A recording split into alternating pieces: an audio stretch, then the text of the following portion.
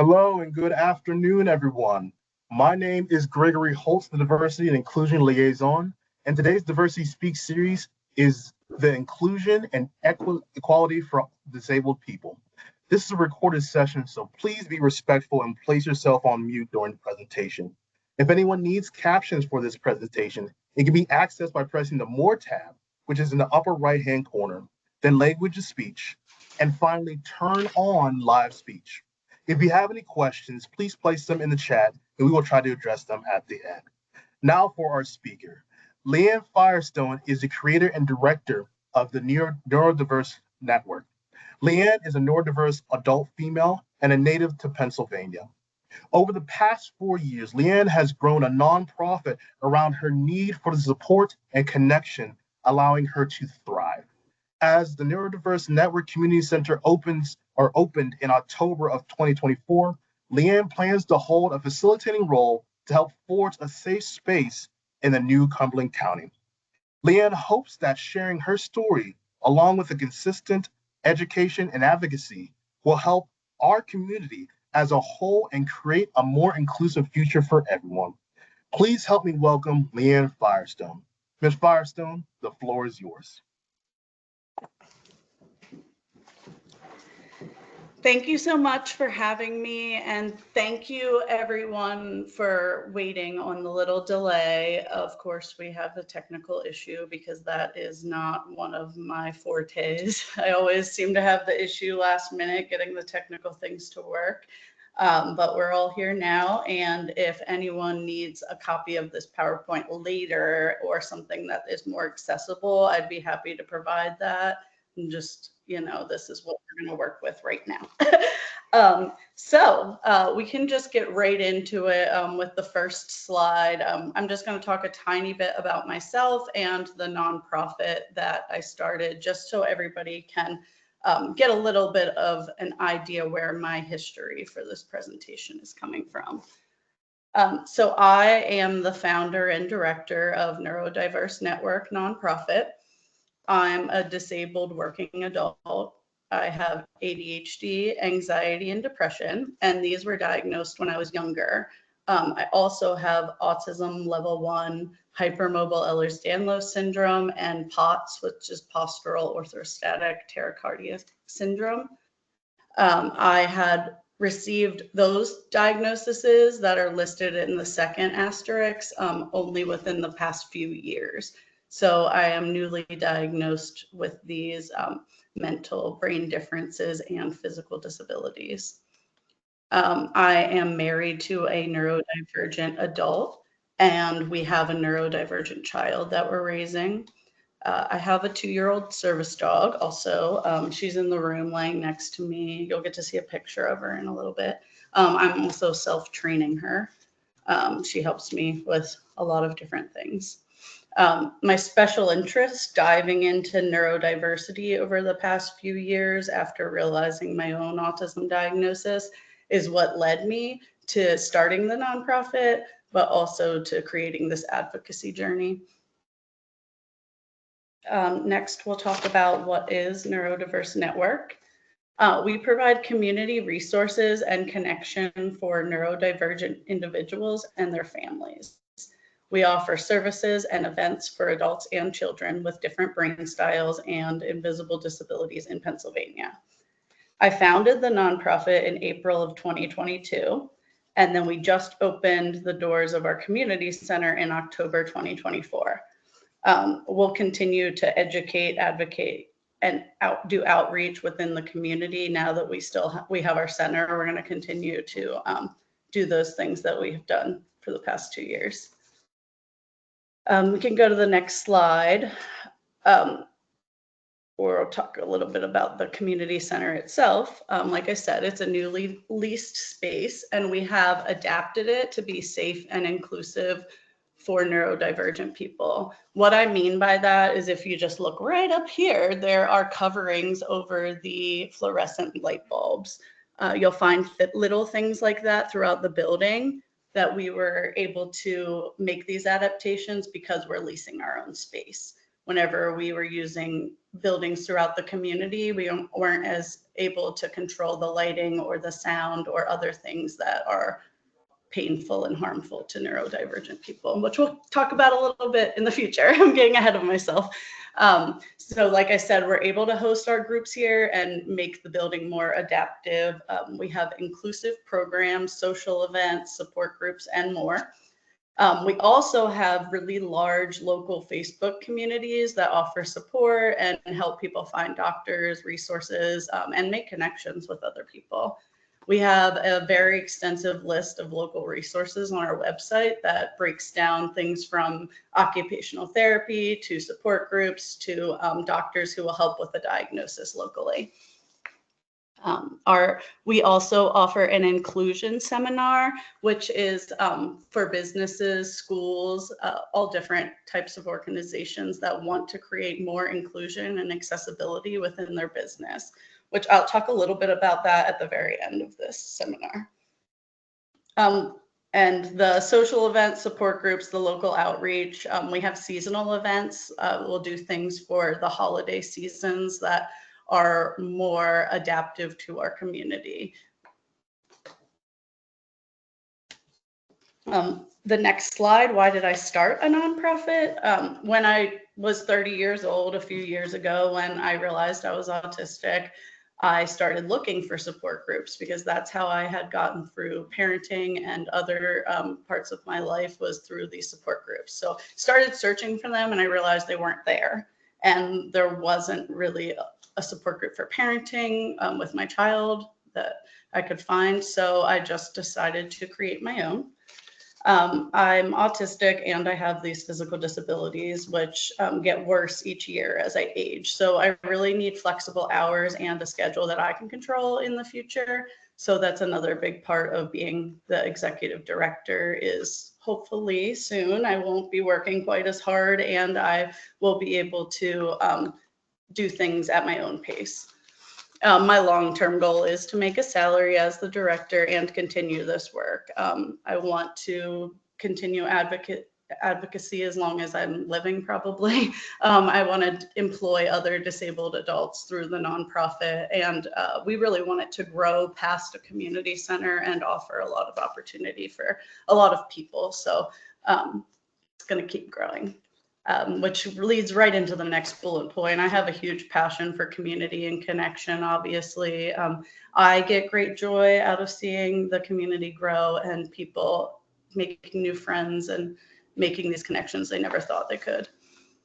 I also have a great need for fairness and equality, which is a common autism trait. This makes me never really want to be wealthy. I don't really understand wealth and wealthy people. I'm like, well, why don't you just help other people and give things away? It's just kind of the way my brain processes it. So the nonprofit route made the most sense for me. The next slide, we won't really focus on a lot. I just want to show you like what my life is like. I did a lot of different education to get where I'm at, and none of it was really nonprofit related. It was in a sense, but I didn't go to school to get a degree to start a business. You can see it was kind of all over the place with different and my current occupations, I have a lot of jobs right now because as a nonprofit director, I'm not making a wage. So I have to do these other things to try to bring in income. And you can see there's a lot on that list. So, but that's where we're at right now. I'm slowly retiring out of the hairstylist field. I have very minimal hours with that because of my physical disability. I work as an outdoor educator once a week. And then the other things are things online to create flow of income. We'll talk about that a little bit in the future, but I am not eligible for disability at this point. So I have to work multiple jobs to maintain the mortgage payment on my house and, you know, the lifestyle that I've created. So but we will get into that a little bit more. Now we're going to stop talking about me because this whole thing is a little bit about my brain, but we don't need to keep going on me personally. So the next slide, we're going to start talking about this big word that maybe some of you have never even heard before: neurodiversity, neurodivergent, neurodiverse. They are in the dictionary on the internet, but I don't think they've been printed yet. They are new words. It is something a lot of people don't know. So we're going to go into it. So the human race is neurodiverse. Just like we have a different range of heights, eye colors, and body shapes, we have different brain types. Someone that deviates from the typical brain style is called neurodivergent. This can present as differences in social preferences, your communication style, your brain processing styles, your learning styles, and your environmental perception, and many other things. In the next slide, you can see these are just some of the diagnostic labels that you'll find under the neurodivergent umbrella. This is a non-extensive list, so it doesn't have everything. I just listed some of the common things. Like I'll list off a few: bipolar, ADHD, autism, dyslexia, trauma, intellectual disability, Tourette's, epilepsy, and others. Many neurodivergent diagnoses that I just talked about, a lot of them are genetic variations. So chromosome and gene differences form during fetal development. So they are a genetic difference that is built while the fetus is being formed. Some of these diagnoses have a hereditary component, like the father or mother could be autistic and then the child would be, or it can even be passed on and from a grandparent as well. We don't know a lot about those gene differences yet and about the other ways that they're caused. But cognitive and neurological function can be affected at any age by brain trauma, which can include during birth. So if there is a traumatic birth of a child and they have brain trauma during it, it can cause some of the things that were listed on the list before. But then the other ones would be a gene difference that is formed during development. So the next slide that we're going to talk about is a little bit of grammar, just to kind of teach everybody the differences between these words, because they are new words. Neurodivergent means a person with a neurological system and brain system that differs from the societal and developmental standards of norm. So like when a child, an infant, and adult is growing, we have these societal standards, and this person would fall outside of those, whether it would be advancements in those or delays in those. A person that is neurodivergent, their brain differences they can be disabling and they can impair their quality of life. And that's why they are labeled with this neurodivergent label. A neurotypical person is a person that's development and functioning falls within the societal standards of normal. Even though neurotypical people might have some of the same traits as a neurodivergent person, their differences are not negatively affecting their quality of life. For example, a neurotypical person may forget an appointment. A neurodivergent person would need multiple reminders for that appointment and maybe even be meeting someone to go to the appointment and they would still forget. And they would be forgetting appointments every week, not just, once in a while. So these variations between the struggle means that it's impairing their life. And then we get into the word neurodiverse and neurodiversity, which is kind of confusing because we use that in our nonprofit title. But the whole point when I picked all of this apart in my own way was to include everyone in the title of our nonprofit, because our nonprofit is to teach part of it is to teach the world about neurodivergent people, and we need neurotypical people involved to do that, or we're just teaching ourselves.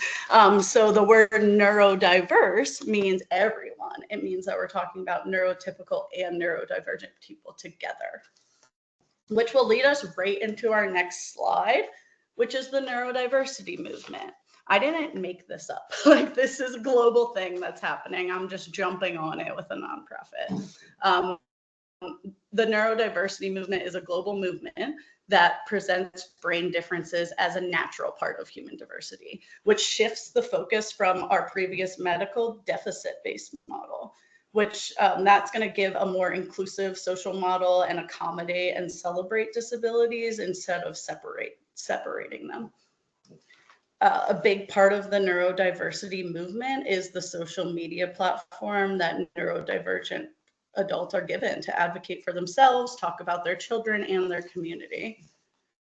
The goal of this movement is to make global changes that empower people to fully engage with society as they are and access a better quality of life. Our next slide is a little bit more about grammar again. So this would be when you're speaking about someone, it just kind of shows that saying that someone is autistic and someone is neurodivergent or someone's diagnosed as autistic is usually a preferred way to say a diagnosis rather than John has autism. But every neurodivergent person is different, and every person is going to tell you that they have a different preference. And if someone corrects you and says, I don't want you to call me this, I want you to call me this, or I don't want you to label me, we should respect that and not correct people. Our next slide, we'll talk about ableism. Ableism is a form of discrimination based on the idea that all people in the world have the same mental, physical, and emotional abilities and experiences. Ableism presumes that people with disability do not need services or tools to aid them in life. It takes these things away from disabled people.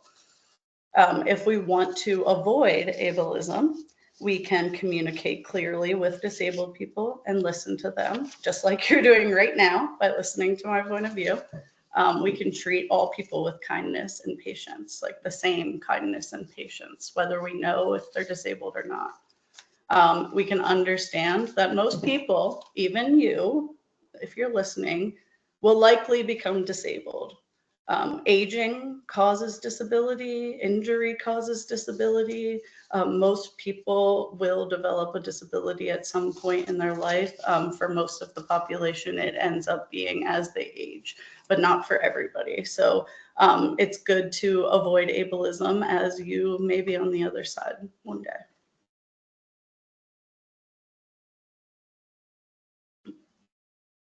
Our next slide is some of the harmful labels that can come with the diagnostic model, which is part of why we're leaning towards a neurodiversity affirming model in the future.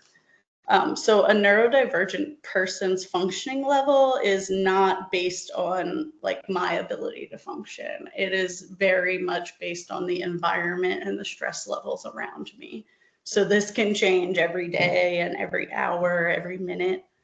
So when we use a functioning label like low functioning, when we say a person is low functioning, we are taking away their autonomy, which can lead to abuse and assault because we're teaching them that they don't have the ability to function as well as other adults in society, which convinces them they're incapable of contributing. People won't get jobs and won't volunteer and won't get involved with society because they feel like their function isn't high enough, which also leads to low self-esteem indefinitely.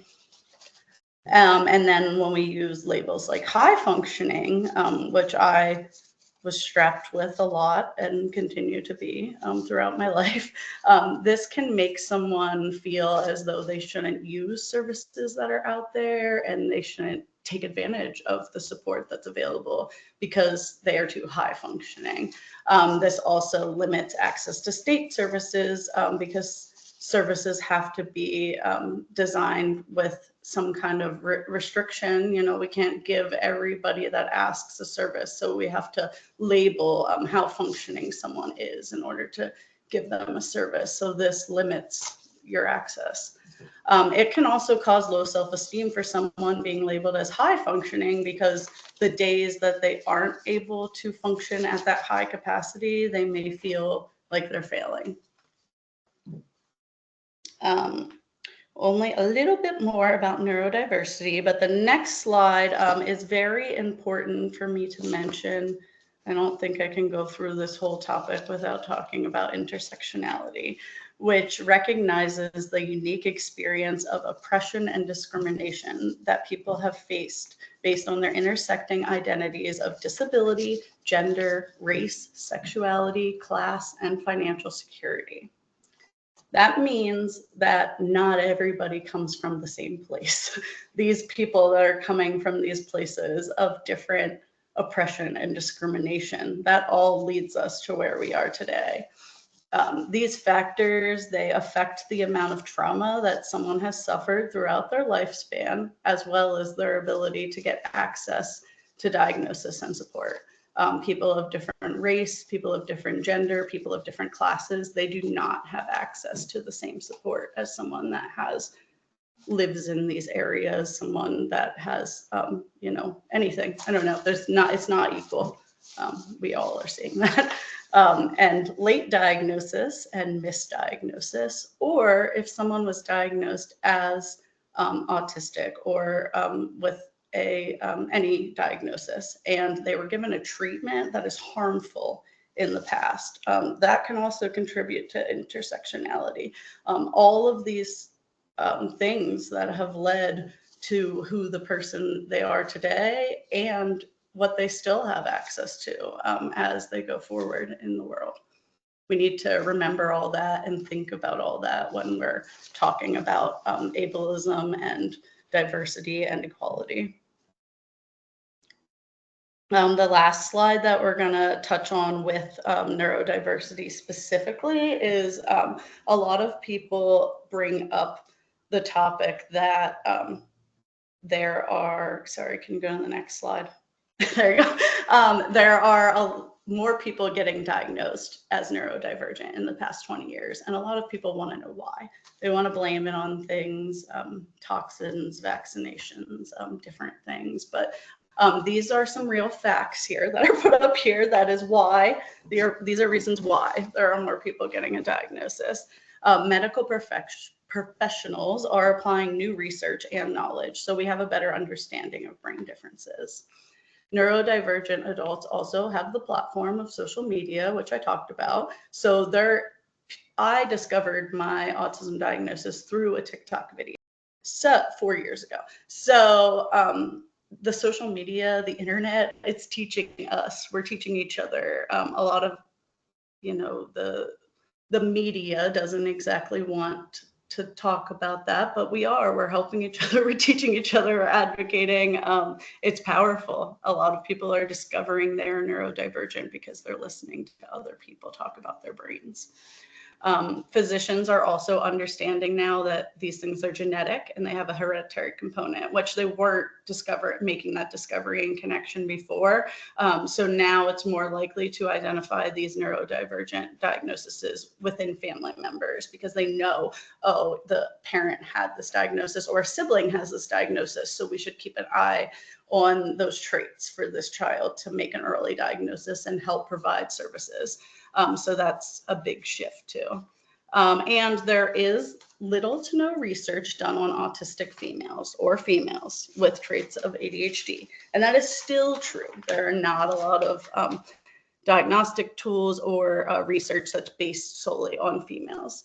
And I believe in gender fluidity within our human race, which means we're missing a majority, like a large majority of traits whenever we go through the diagnostic criteria, regardless of the gender someone's born at birth, because we're not looking at these female and male traits as just traits. We've segregated them and separated them, and we're missing out on understanding a lot about brain differences because of that.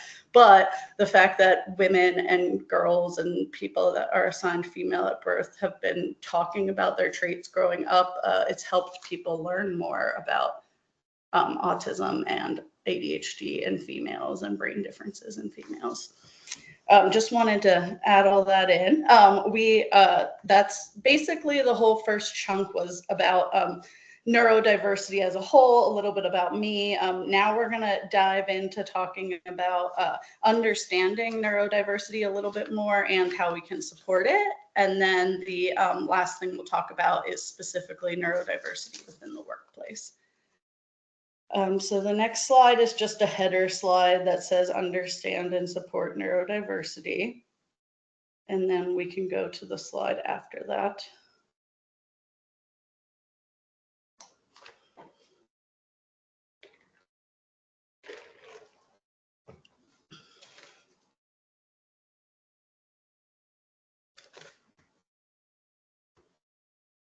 Okay, sorry, letting it catch up. So we're going to talk first about sensory differences. Neurodivergent people can have heightened sensory systems, and the way we process sensory information is heightened and it's different. That means that a repetitive noise, bright lights, and busy spaces can be severely distracting and even painful for neurodivergent people. In order to accommodate this, we can normalize the use of tinted sunglasses, noise reduction devices like earphones and ear protection, and other calming aids like fidget toys that I've been playing with this whole time. These things, if we normalize them and don't use, discrimination and not allow them in the workplace and not allow them in the school systems, we are normalizing this accommodation. And making these changes overall to the workplace could even help others. Like, I'm sure even neurotypical people would say covering light fixtures with a pretty cloud like this is going to help them have less migraines, even if they are not neurodivergent. I would say they probably still agree. So the next slide we will go to is another sensory system difference, but these are ones that maybe someone hasn't heard of before. The interoception system is responsible for sensations of internal body needs like hunger, thirst, temperature changes, bathroom needs, and others. Neurodivergent people can have low awareness of these needs. And what you can do to accommodate that is just be understanding of that, be understanding that people may not know when they're hot, and that is why they are overwhelmed. Someone might not have awareness that they're thirsty and need to drink, or they might be rushing to the bathroom because they forgot that they needed to use it until just now. That all has to do with the interoception system and our differences. And then we also have a proprioception system, which is made up of the receptors around your muscles and joints. And they signal that awareness of your body and its position in space to your brain. This can present as low body awareness, running into things, dropping things, and running into people. It's not good for our society to blame those people as clumsy or sloppy or messy. They're having trouble with their proprioception system. So to be more accommodating and understanding, we need to stop using words like clumsy. We need to stop pointing out when people are all over the place and dropping things, and we need to assist those people instead of ostracizing it. That's just a simple way we can be accommodating to that. And really just understanding these differences is the power. So we're going to talk in the next slide about more brain differences. These are some positive brain differences, though, because we know I like to sprinkle those in. Sorry, I have to wait for the screen to catch up to me.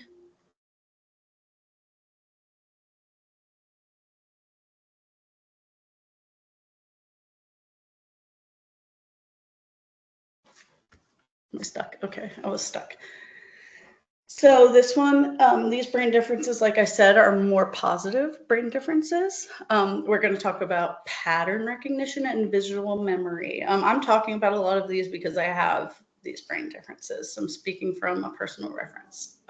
Many neurodivergent people can see the world in patterns. We see not just shape patterns, but time patterns.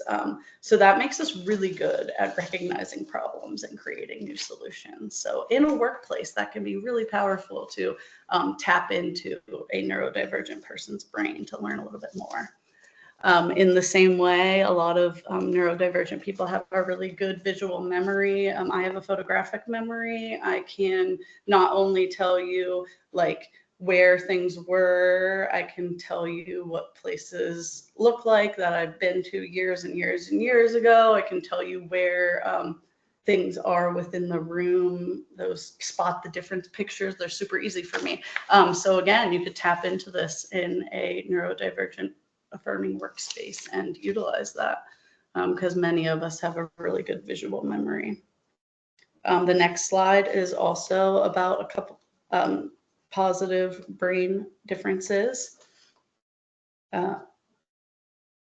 Many neurodivergent people have the ability to use 40% more of their brain than a neurotypical person at one time. It doesn't mean like we can use 40% more all the time. Like when we process something, we're using 40% more of our brain to do that than a neurotypical person can, which means we process and understand things very quickly, which can be helpful in most situations. We also do something that's called gestalt processing, where we are almost able to take a step back and look at things as a whole, and then think, where is the problem?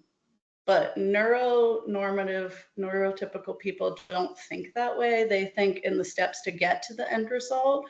Gestalt processing is seeing the end result and then going backwards and thinking about the steps. So it's just a different way of thinking and processing, and it can be really powerful in workplace and entrepreneurship if we don't stunt it.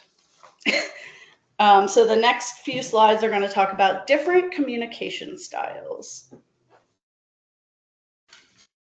And then I think we are going into, all right. So for different communication styles, social skills do not come naturally to neurodivergent people. They are a learned skill, and it will differ between people.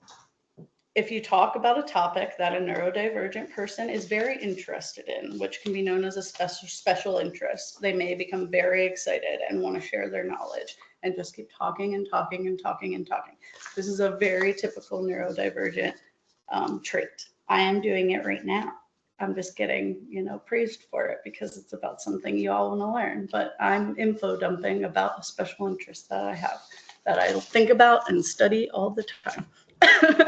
Another thing that differs in communication style is it can be hard for a neurodivergent person to know when to talk in conversation. It can be seen as rude that we interrupt people and can't wait our turn, but it's really just a different processing style, and it's something that we struggle with. A good way to support someone is to speak slowly and give them a space to respond. The next slide is also about more communication styles. This one is specifically situational communication, which I do suffer from. Situational communication is when a person becomes silent or seems as if they've stopped answering you honestly, and maybe say things like yes, no, like not being able to speak. This is known medically as selective mutism. This would happen to a person if they are uncomfortable experiencing ableism or feeling confronted. It's often a trauma response and is dictated by anxiety and fear, but it is something very real that happens. And you can be accommodating by giving someone space to recollect their thoughts and until they can communicate again, or giving them another form of communication like paper. In the next slide, just touching very quickly on a couple traits about neurodiversity that are pretty strong for most neurodivergent people, especially in the autism community. The next slide is talking about masking. Neurodivergent people may mask, meaning that we will present as neurotypical. Neurodivergent people may hide information. Sorry, I lost it because I was looking at the screen. You can go, there we go. Many neurodivergent people will hide information or change their personality entirely to please you. It is harmful because we will dismiss our own needs and our own beliefs just to make someone else happy or avoid confrontation. This is like a lot of people mask, the public masks. If you work in a customer service job, you have to mask. You have to put on a show for people. The difference with masking in autistic people is that we've created a different mask for each and every person. And that's really exhausting and tiring. And again, we dismiss our own needs to do it. So it is not just being kind using customer service. It is bending over backwards and drowning yourself to save someone else, and it's not healthy. Masking is a trauma response from a lifetime of discrimination and judgment, and we shouldn't be encouraging it. We shouldn't be telling people that we like them better when they have this mask on, or we like them better when they pretend to be happy or pretend to be a certain way. We should celebrate people as they are. So on the next slide, we talk about the need for routines. In neurodivergent people, routines and familiarity can really help us to feel in control of our brain. So there is a lot of difficulty with change. Changes to a routine or schedule can be paralyzing for someone. So if there's a change in a work day or a school day that would affect someone, we need to give them as much notice as possible, because unlike a neurotypical person, sometimes they can't handle that shift in the schedule and the shift in change. We have to go through to the next slide, which is stimming. I'm not sure if I'm behind or if the slide is stuck. Sorry about that, friends.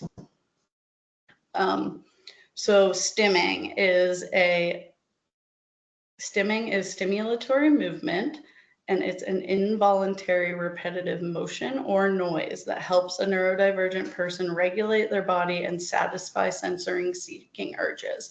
So when I have a sensory-seeking feeling, stimming, repetitive movement, clicking, snapping, any of these things are regulating me and calming me. So we should never be stopping a person from stimming or correcting it unless they're hurting themselves or someone else. If I am stimming and hitting myself and I am hurting myself, you can suggest that I stop. If I am stimming like this and it is annoying you, you should remove yourself, because this is an involuntary movement that someone would not have control over. And stimming can be very helpful to help people get through their work day or school day.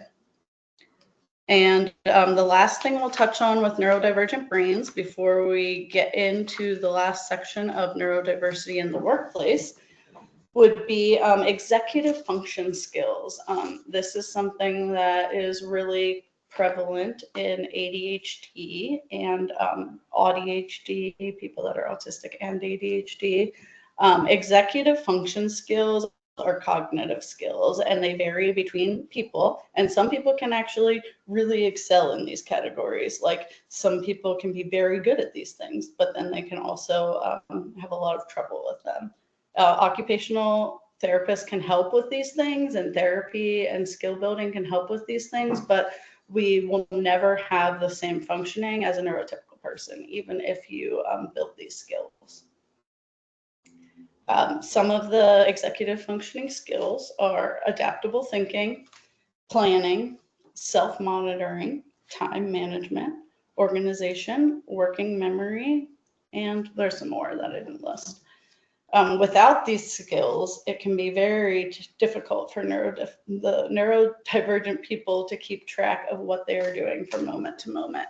So it can be very confusing and overwhelming to just be in the moment because we don't have these skills.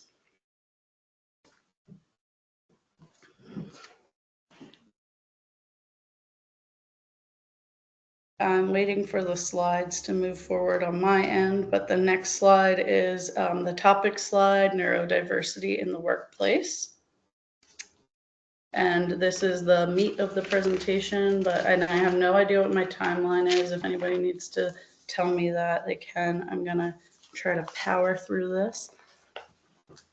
So our first slide is about working disabled adults. So these are just some statistics that I pulled off the internet just to get people to understand the reality, I guess, of what we're looking at in Pennsylvania.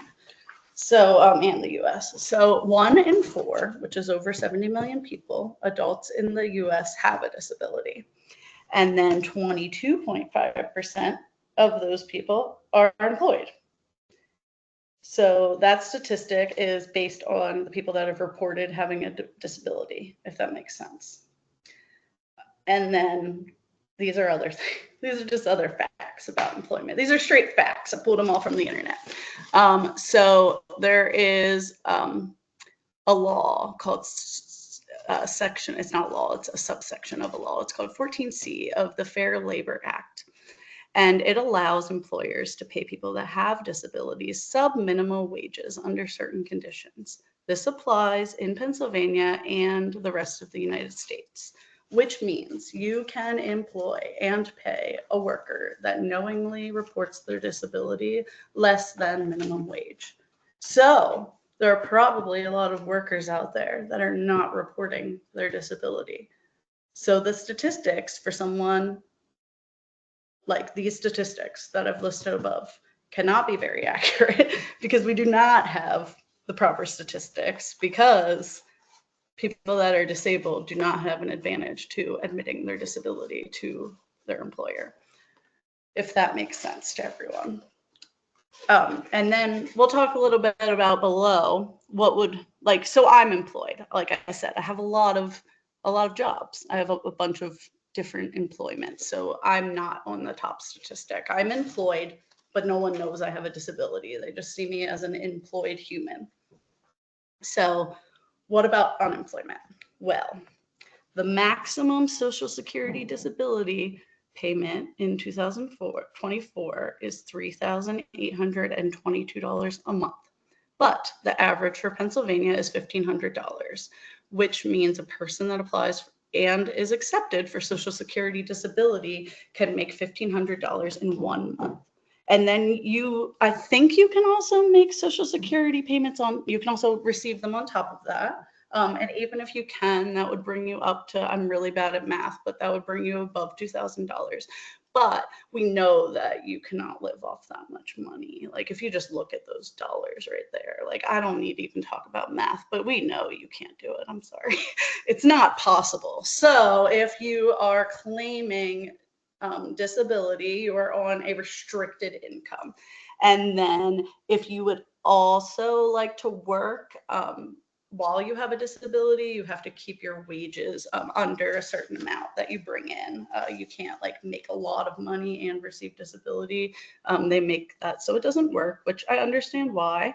But also the amount that you receive is based on your work history and your personal income. So if you become disabled quicker and you don't have a lot of work history, that does not help your case in this situation. It also doesn't depend on your medical condition. So, you know, you could be a worsening medical condition. It can be a stable medical condition. None of that goes into play when we're applying for these unemployment kind of services. Marriage negatively affects your income amount, which means that a disabled person cannot easily be married and receive disability. I know people that do it, so it is an option. You have to get a lawyer and you have to fight for it, but there's not equality in disability marriage, because people that are disabled cannot get married without having like a hit to our services and our income. Our spouses are expected to take care of us financially and physically. And we lose access to services by becoming married. That's society not encouraging disabled people to marry. That data that I collected for the unemployment information was some of it was from NerdWallet, which they transferred it from all the information on the internet. And then the Social Security Administration is where I got those numbers. So next we will we'll go right into challenges in a traditional workplace. Physical disabilities can make daily health unpredictable, which makes it very hard for someone to get to work. I have all the things that I've listed below. So immune suppression is also a big thing. If they are very susceptible to illness, they do not want to go into a busy work environment. The lack of sensory adaptations can really affect productivity. Things like bright lights, the conversations next to you, uncontrolled smells from food, perfumes, shampoo, too many people in one room. All these things can take away from productivity. It's really exhausting to work 40 hours a week if you have physical and sensory challenges, but some jobs, most jobs, will only offer benefits for full-time hours. Another difficulty for neurodivergent people is interpersonal relationships. That would mean like relationships with your coworkers, relationships with your boss. For someone that's autistic specifically, social interactions and social relationships can be very confusing. So trying to figure out the line between friendship and coworker and the cliques within the office, those things can be very complicating and overwhelming for a neurodivergent person, and in totality takes away from their work life and their progress.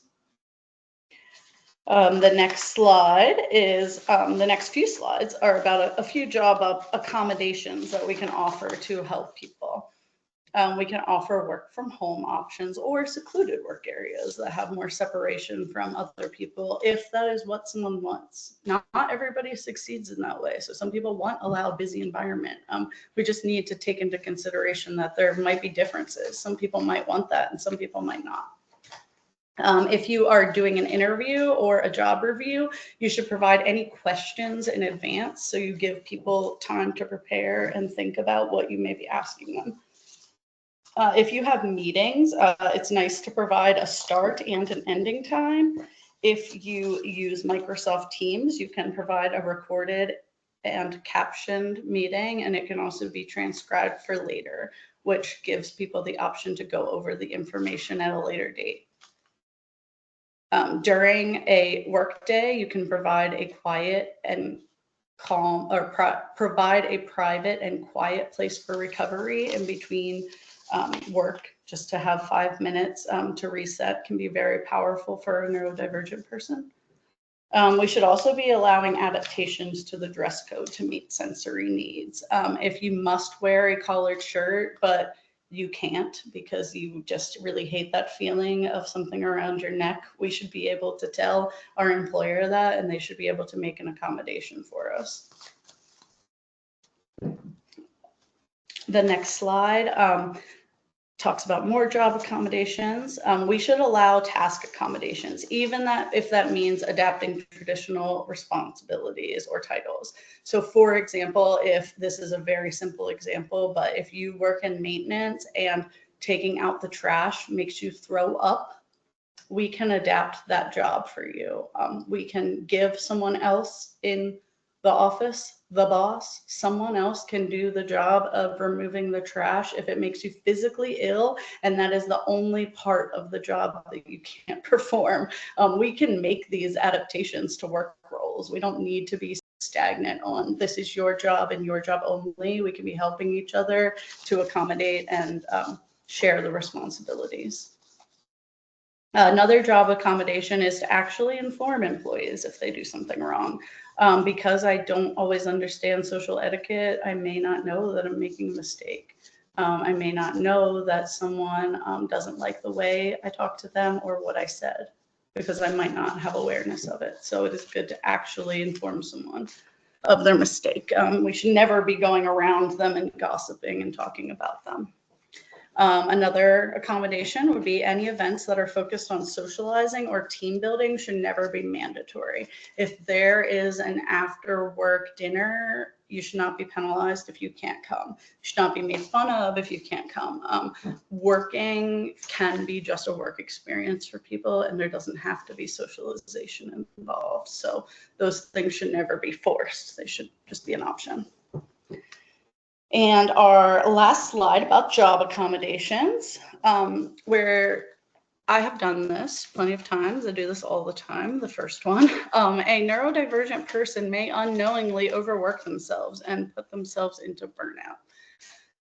You can help them by acknowledging if they put too much into their position or if they are overworking themselves. I have been told by previous and current employers that I am working too hard, working too long, doing too much. And that is very powerful to have an employer not take advantage of that and point out that you're going to hurt yourself if you keep working the way you do.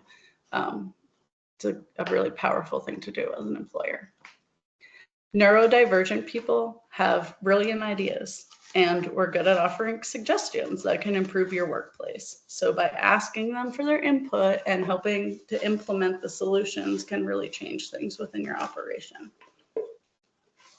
The last accommodation would be to communicate clearly about your expectations and give feedback, which would be similar to what I said before, telling someone what they're doing wrong and what they're doing right can really help people to understand. And then just some thoughts to leave everybody with. People with neurodivergent brains have differences, not deficits. And neurodivergent people make important contributions to society every day, and we deserve equal treatment and experiences. The next slide is if you found this information informative and you want to learn more, or maybe you want people in your workplace to learn more, or the school that your child goes to, or anything like that, community spaces, anything. You can schedule your own inclusion seminar through our nonprofit. This seminar would be adapted to your business. We utilize life experience like mine, and other instructors would be there as well that have this life experience to educate people about neurodivergent brain styles. If you take the inclusion seminar, you'll learn more about what a neuro-affirming environment is and why it's so important to create that for your students, patients, clients, or customers. And you'll learn how to adapt your specific practice or business to be more accessible. And you can learn more about hosting inclusive events. The next slide is time for questions. I'm not sure if that's an option that we have for this. And then the last slide is information about finding me on social media and contacting me, or information about the nonprofit. As I said, I am an advocate, and I will continue to advocate the rest of my life. So social media is a big platform for me to do that. If you follow me on social media, you will learn more about my brain and more about why I'm doing all this, more about the nonprofit and everything. And once again, our nonprofit is brand new and small, and we're trying to grow. So we love donations and support and sharing and, you know, all of that. It's really helpful right now.